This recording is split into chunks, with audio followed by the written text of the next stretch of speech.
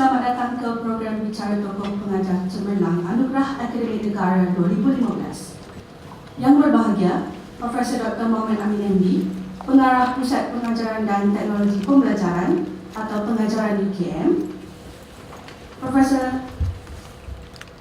Madya Dr. Hayati Abdullah, Universiti Teknologi Malaysia, Dr. Lee Ai Chu, Universiti Pendidikan Sultan Idris. Seterusnya, para peserta dan hadirin yang dihormati sekalian.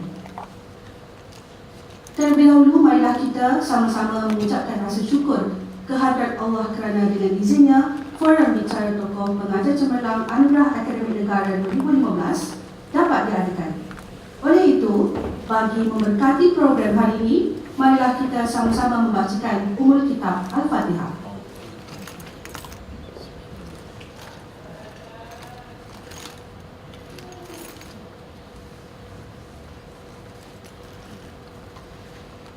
Sidang hari ini yang dihormati, hari ini merupakan kali kedua program Bicara Tokoh diadakan. Program pertama telah diadakan pada 11 Februari 2012 sempena Inovasi, iaitu Karnival Inovasi Pengajaran dan Pembelajaran UKM. Program Bicara Tokoh diharapkan menjadi platform perkongsian pengalaman dan kejayaan ahli akademik yang membawa kepada penerimaan Anugerah Akademik Negara di samping mencetus idea-idea baru dalam pengajaran dan pembelajaran dari perspektif yang berbeza daripada kelaziman. Dua slot pembentangan pada pagi ini akan disampaikan oleh dua tokoh pemenang Anugerah Akademik Negara Pengajaran. Jadi sebarang soalan boleh diajukan semasa sesi forum pada sebelah petang nanti. Tanpa melengahkan masa lagi, dengan ini dijemput yang berbahagia Prof. Dr. Mohamad Amin Embi untuk menyampaikan pembentangan yang bertajuk Rethinking Teaching, Redesigning Learning for 21st Century Education. Dipersilakan. Dari Divisi sponsor ini, Prof. Razam Timbalan Pengarah Pusat Pengajaran dan Pembelajaran, para pemenang Anugerah Akademik Negara Dr. Lee, Prof. Madya Dr. Hayati dan semua rakan-rakan. Pada pagi ini saya akan berkongsi sedikit tentang tema kita pada program ini, iaitu Rethinking Teaching dan Redesigning Learning. Bahan saya boleh dicapai daripada TV ataupun kalau ada QR scanner, boleh scan. Okay, so basically, I think I will be deliberating in bilingual. My materials are in English, but I will also time to time discuss.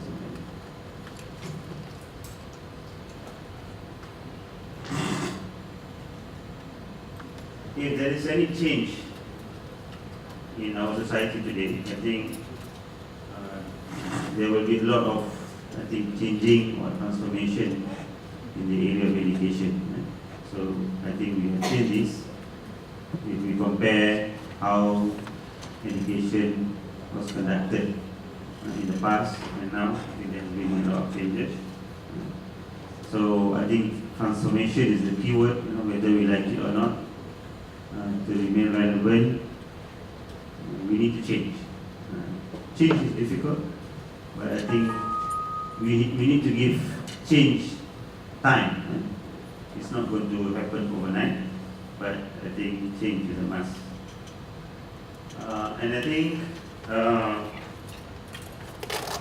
why is this important? We are in an era that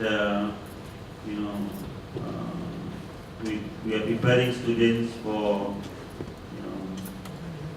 things that we do not know what will happen in the next 5 to 10 years. The knowledge, the skills that we share with our students today might not be relevant in the next 5 to 10 years. So this is what Ken Robinson shared. But having said that, how much have we changed as far as teaching and learning is concerned? How much have we transformed I've got a few pictures here. Universities in the, I think this is 50s, 60s. Another picture here. And this is what we are now. So has there been much changes for us to think? This is another one, you know, everyone, I mean, the only change is that now they've got laptops in the classroom. We talk about learner-centered, but I think we really need to ask ourselves, you know, are we seriously adopting that approach to learner-centeredness, especially in the context of higher education, university teaching. I think from my observation, we have not changed much. Why? Because it's so easy to teach the way we were taught. I think, and that's very natural. Kita mengajar seperti mana kita diajar, even though I think we probably were taught. Maksudnya kita menghadiri kursus-kursus that we have to go learner center, blah blah. But you know, we teach by referring to models. Our professors, you know, they were very much teacher-centered, so we thought that, you know, probably this is the way to go. But given the context of the changes in society, I think I like this quotation that if we teach today's generation as we teach yesterday's, there are two meanings of yesterday's. We rob our generation of tomorrow. I think we are doing injustice to them. Why? Because today's generation they come from a different worldview. Okay? The very moment they were born, you know, gadgets are around them. Okay? So if we teach them the way we teach the way we were taught, perhaps, you know, we're not doing justice to them. So I see, as we talked yesterday, two things. One, maybe, you know, still adopting the teacher-centered approach. That's number one. Number two, I think during our time, technology is a privilege. It's not something that is available to everybody. So the role of the teacher, I think, of the professors is prominent. You know, the only way to get knowledge is through the professors, through books. You've got no other choice. So the professor, the teacher becomes the sage on the stage. Books becomes the only source of information. But I think if you look at the context today, I think knowledge is everywhere. How many, I mean, can you just recall when was the last time you visited the library? Now, I think the last time I visited the library to search, I mean, maybe 20 years ago. You know, that's how much we have changed. I mean, you know, in the past 1 week, 1 month, 1 year, did anyone of you visited the library to get a book or something? Why? Because access to knowledge is there. And I often challenge people that, you know, if we think that our task is our main task is to deliver content as a lecturer, meaning to say, you know, if you think that lecturing is the key to education, I think Google can do a better job. Seriously, I'm serious about this. If you think that, you know, you're the source of knowledge, you know, I think Google can do a better job than most of us. So the key here is not, I'm not saying that we are no more relevant. I think we have to rethink our role now. Can we maintain that, you know, we are the source of knowledge? We are the only source of knowledge. You know, we are to learn you know, they have to come to us. I think, you know, this is something we have to think about. Okay, I'll make this a bit bigger. I've run a number of workshops, and in many of my workshops, I begin by asking participants, what's your conception of teaching? I wanted to do today, but I thought maybe time is a bit limited. But these are some of what people say.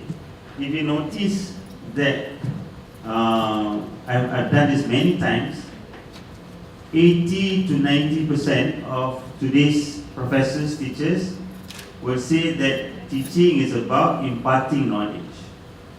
Teaching is about disseminating knowledge.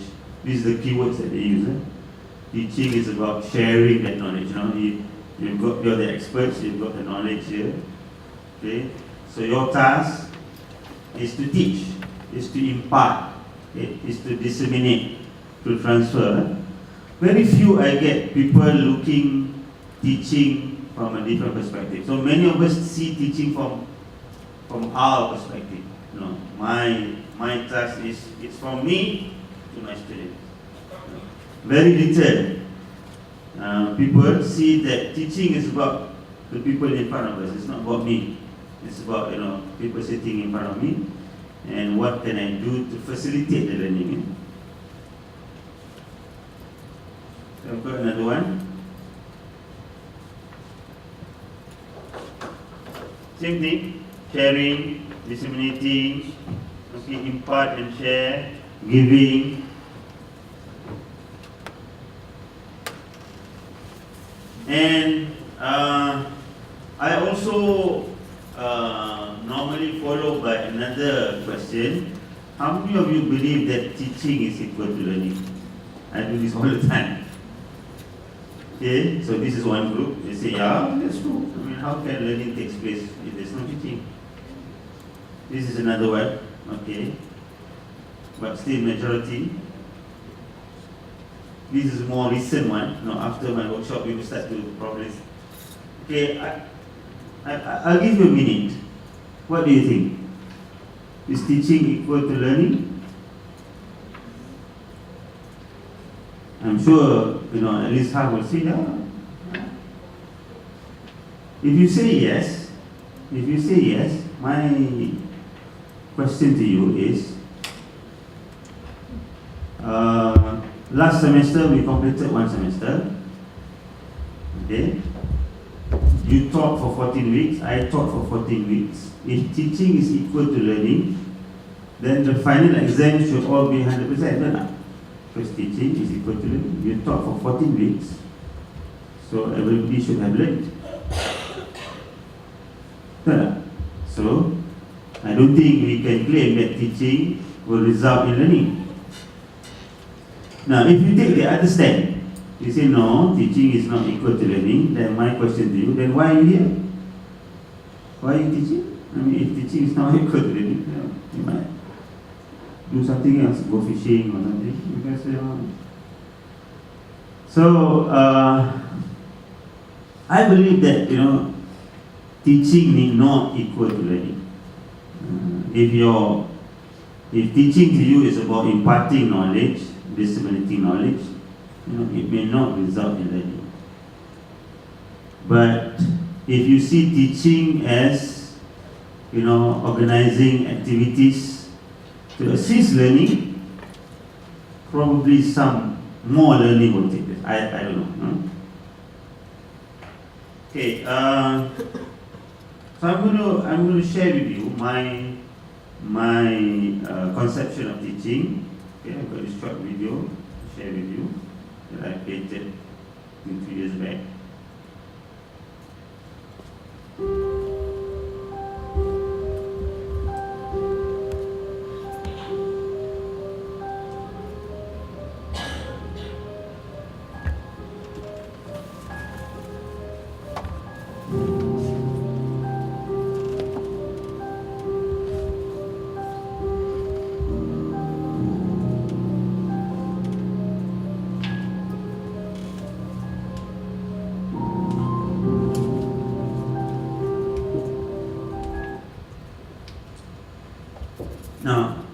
sincerely believe that teaching is about facilitating learning. It's not so much about delivering content. Teaching, my task is to plan, to design classroom environment that will facilitate the learning. So when I conduct workshops, when I go to my classroom, I always plan, design, what should I be doing to make sure that learning happens. It's not about me delivering, lecturing for 1 hour and then bersera or But I will try to organize my thoughts, try to think of activities that in the end will result in learning. So FL is not free learning, by the way. FL in this context is facilitating learning. So to me, facilitating learning involves 4 things. One, it has to be learning-centered. I prefer the word learning-centered than learner-centered. Learning-centered means, at the end of the day, whatever you do, whatever happens in the classroom, it will result in learning. Now, if you take that learner-centered approach, is the focus is on the learner, not the learning. I think the learning is more important than the learner.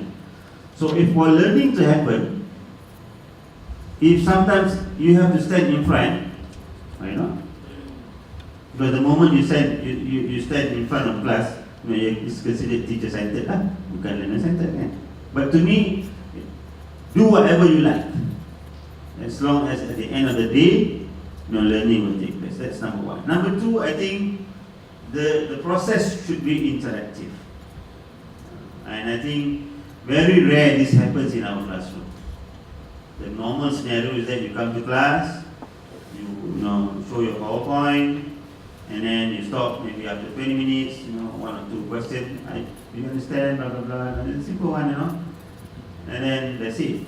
There's no interaction. The learning is not active.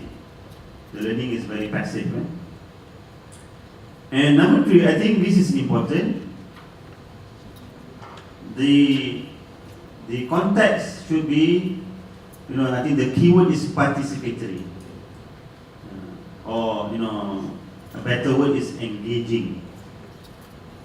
How much you're able to engage your learners. I think the more you're able to engage them, the more learning will take place. And if you're happy with this lecturing, I'm just wondering, how much engagement is there.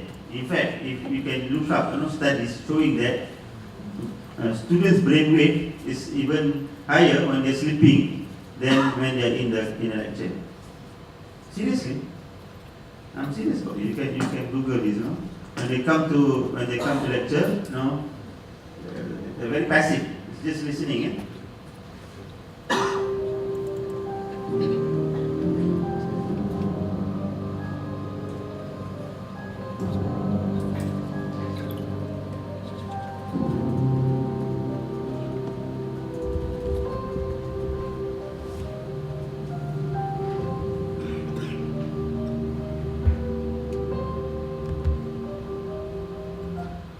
Now, I hold on very much to this. Learning is what learners do. The more you get them to do things, the more learning will take place. Learning is not what is done to them. Okay? So, adding to my third point just now, I think learning should be meaningful. And if you want to produce good graduates who can function in the society, learning should be meaningful. And to be meaningful, I think, according to Joe Nason, you need 5 things. One of them is learning to be active. So I want you to ponder for a while, what is active learning to you? Okay, if I give you a scenario that, a professor comes to the lecture hall, and deliver his content every 10, 15 minutes or 20 minutes. He pause and then ask few questions to interact with the students. Is that active learning? Some of you will say, yeah. The answer is no. That is not active learning. So I'm going to share with you for something. I mean, the real sense of active learning, you need three things.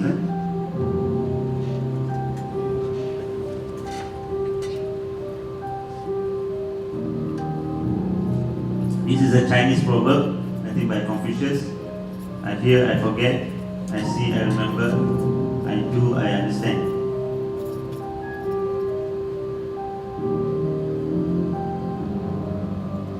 Now, this is something very serious. If you look at the learning pyramid, this is a study done in the States, that people can only recall only 5% of what you lecture. So that's why I don't lecture anymore for the past 3 years. Why? I hear, I forget. It's even better to give notes. So if you look at this, if you give them something to read, they will probably retain more than what we lecture. Okay? Why? Because these are passive teaching methods. Actually, most of us, we are at number 3, audio visuals.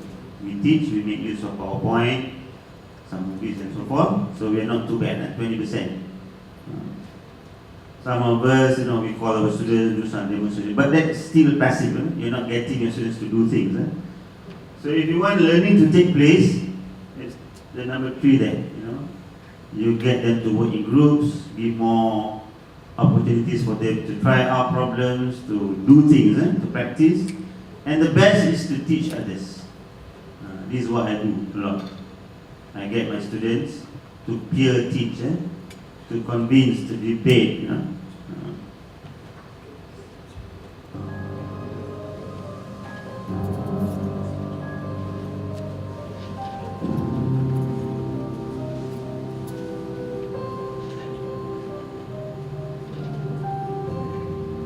So the key is to get them to do things, read, write, share, not just mere listening and hearing.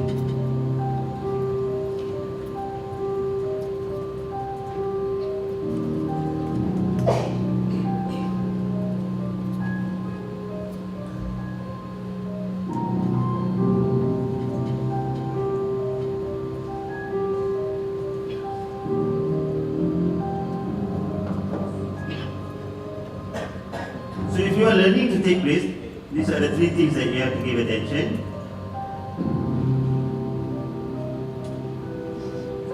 Number 1, the input that you give should be from multiple sources. Not only from your speech, your lecture. It should come from various sources. Make use of maybe some notes, some multimedia. Why? Because you want to tap on the different senses. The more you can engage your learners, to try to diverse the input that you give to your students, be it electronic, printed, and so on. That's number 1. Why? Because our learners have got different cognitive preferences. Some of our learners are visual.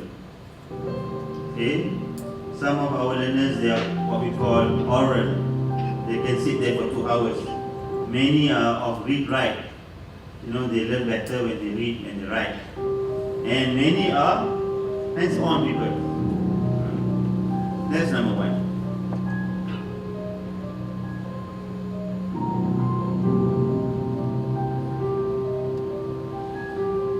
Now, number 2, I think is the process. Many people believe that for active learning to take place, there should be 2-way interaction. That's wrong. The interaction should be 4 ways actually. 4 ways. We always talk about the teacher and the students' interaction. Okay, you ask question. No. Interaction should be with people and with materials. Get them to interact with their peers. That's one form of interaction. Okay, one interaction is you and your students.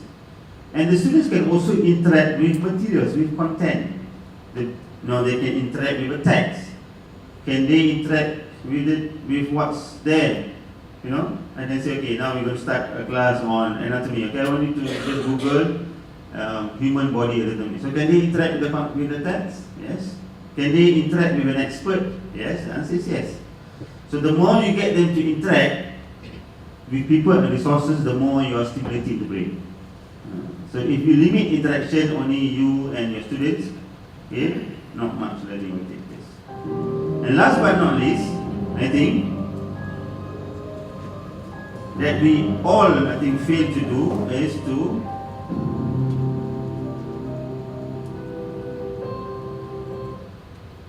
find out how much learning has taken place. We fail to do that. We come to class, we lecture, ask one or two questions, thinking that learning has taken place. Do that for the 14 weeks. When do we know that only some learning or little learning happens? When we saw the final exam results. Then kita pun terpedaya, I thought I did a good job. But how come little learning, only some learning happens? Because you assume that learning has taken place. Did you do anything to find out? No. So this is very important. This is our perjanjian dengan orang. When you go to the class, I'm sure you've got the LO, the lesson objective. You want them to be able to achieve something. Isn't it odd that you go out of the classroom not knowing, not collecting any evidence that some learning has taken place? I think that's very odd. Okay? And you give reason, masa tak cukup, pelajar ramai kan. This is where I think, this is where we capitalize on the technology. I conduct training on how to, in fact, did you read my Jitsu? Mama mesti tak baca. Every month I send you a bulletin called Just in Time Teaching and Learning Ideas to you. 2 days ago, I send you a few videos on how you can find out learning by quizzing your students. So technology can do that for you. There are many ways of doing it. I can, if you want, I can demonstrate how I can collect how much you have understood now using technology. So we make use of technology to do things that we are not able to do well face to face. Okay, let's move on. This is actually very interesting. A drawing by an artist. What learning will be in 2000? I think this was drawn, I think maybe 18th or 19th century. You see there, you've got the books there. So the books put in the vacuum and then somehow delivered to the wires. Very interesting. This is what people think that the year 2000 will be. Very interesting, but I think very. It has got a message that that teaching is about delivering content. The content. These are the books. Okay. So I think we need to get this right. That learning is not just about delivering content. I always say, if you think that is so, Google can do a better job than you. Okay? And surprisingly, now we want our students to have this kebat lah, kemahiran berfikir aras tinggi. When what you do is just to deliver, to disseminate, to share the content. I think the mind should be used more to get people to think, to get people to be creative, to be innovative, And to do that, I think you need to do more than delivering the content. Okay? Einstein once said, education is not learning of facts, but the training of the mind to think.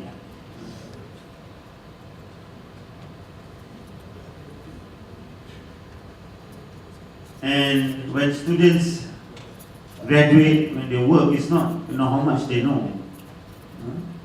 So we have you heard of these things? One is the what, one is so what, and the other one is now what. I think in teaching we should be doing these three things.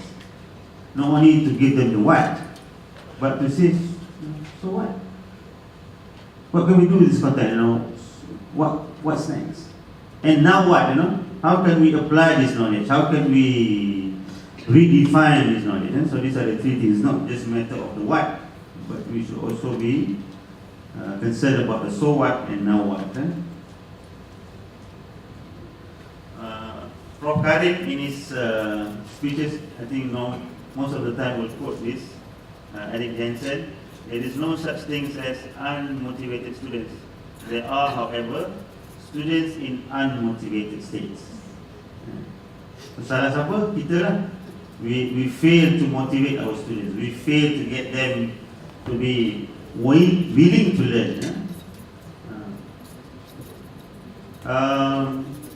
No, think about it. What happens in most of our classrooms? Students come, sit there. You go through your PowerPoint, and they're all busy taking notes. You think that learning will happen as a result of taking notes? No. The answer is no. I mean, if taking notes is important, why don't you give the notes to them? I mean, why do people in higher education, week in, week out, come to a setting, somebody will display the notes, and these students, brilliant students, sitting there, jotting notes. I think education should be more than that. Right? I think we need to create a context where they want to come to class because classroom is so interesting, so fun, so engaging that they won't want to miss the classroom. Okay, this is my take-home message. I believe that our role now is no more disseminating knowledge. Our role is to become designers of learning. They call it the design thinking. We need to plan. How can we design an environment to engage our learners, to get them thinking? Okay, so we should be shifting the role as a sage on the stage. I used to say, I should become the guide by the side, but now more and more I believe that we should become a learning designer. If you want education to be successful, all of us should wear this cap. What can I do? How can I design an engaging learning? And this is a challenge to us. Okay? To understand the mindset of the learner. You see, in Malaysia, in Southeast Asia, people consider me as an e-learning expert. But I don't have any qualification in e-learning, IT, so on. I learn on my own, and I start to think. Okay, I managed to become an expert on my own. I've got certain ways of doing things. Imagine if I've been put in the current education system to become an learning expert. I have to attend a 14-week class, listen to this professor going through this PowerPoint. Do you think I'll be happy with that? I think we should, when you want to create a lesson, think about how you learn. Ada tak cara yang pernah you learn something so fast, so easy, yang tak payah attend classroom dengar ni kan? I'm sure benda tu berlaku kan? So I think this is important. To understand, I think teachers should understand the mindset of the learner. Okay? But the problem is, do we understand our learners? How do we understand how Gen Y? So I'm going to play this short video. I think I've got only few minutes left. I don't want to take Dr. Liz.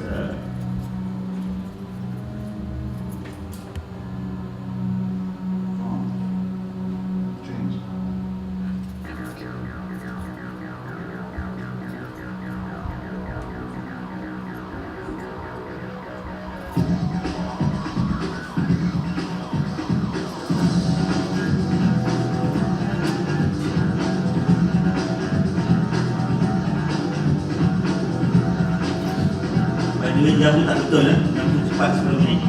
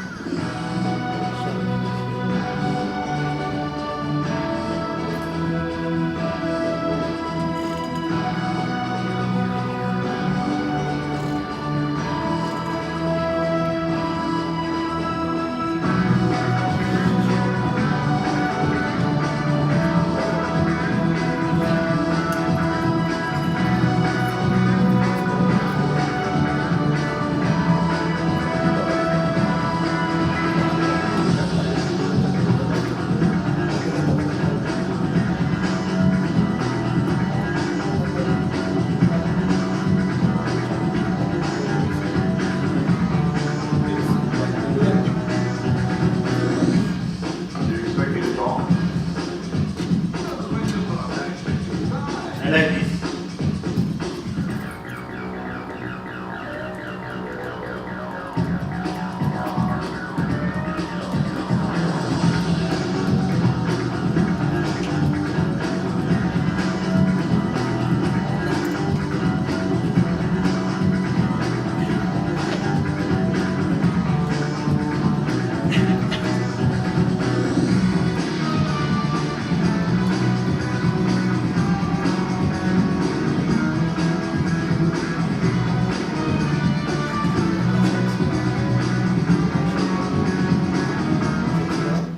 Okay, so the question is, when we plan our learning, do we take this into consideration? How many of us, when we plan our learning activities, our teaching, have the brain in mind, how people learn? You can look into this brain-based research and the implication in teaching. Few things here I want to highlight that people are now they can learn better through visuals. That's why if you create videos, you should not be more than 2 minutes. So now people talk about flipping the classroom, you digitize, so your thinking is that, okay, how can I turn my 1 hour teaching into videos? That's going to be disaster. Okay? So a good video is a 2 minutes video, but if you think that the video should be content, then how can you deliver? But if the video triggers questions, we've got 2 types of teaching: teaching by telling and teaching by questioning. Many of us teach by telling, teach by lecturing, teaching by describing. Try teaching by questioning. Okay, are you familiar with the universal design for learning? The why of learning, the what of learning, the how of learning. I don't have time to deliberate on this. You can have a look. And of course, now people talk about flipping the classroom. So what I prepared in this presentation, we don't have time for now. But I have described this is my interpretation of flipping the classroom. I call it flip learning 1.0, flip learning 2.0, and flip learning 3.0. 1.0 is where people say, okay, instead of spending time teaching, now you digitize the content. You give the content to your students before they come to class. That to me is 1.0. You're still spoon feeding them, but in a different way. Instead of coming to class spoon feeding, now it's sent into a video. You give it to them before they come to class. It's still spoon feeding. Okay. You can try something smarter. It's called flip learning 2.0. So instead of creating all this content, we repurpose, reuse what others have created.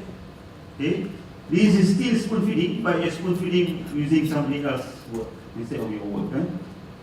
So I think we should all be, if you want to go into flip learning, you should be going into flip learning 3.0, where you put the learners at the driver's seat, get them to do things, get them to. I know Puan Salini is now worried now.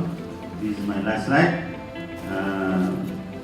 If you want to know a bit more about some of my work, especially on flip learning and so forth, you can go to. Thank you very much.